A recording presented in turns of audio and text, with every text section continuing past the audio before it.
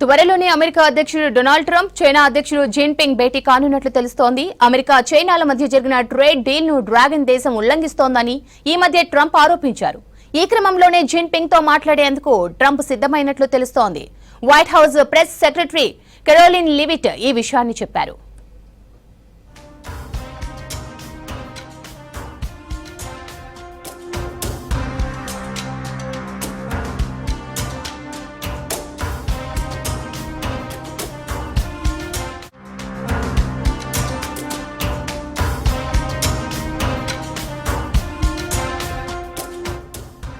కీలకమైన ఖనిజాలపై వివాదం, కొన్ని ఖనిజాల ఎగుమతులపై చైనా ఆంక్షలు వంటి వాణిజ్య సమస్యల పరిష్కారానికి సంబంధించి ఇరువురి నేతలు మాట్లాడుకుంటారని లివిట్ చెప్పారు.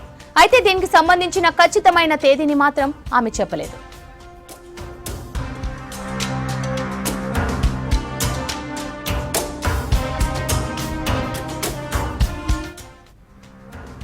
ట్రంప్ గత నెలలో చైనాపై సుంకాలను 145% పెంచారు. దీనికి ప్రతీకారంగా చైనా కూడా అమెరికా దిగుమతులపై 125% సుంకాలు విధించింది.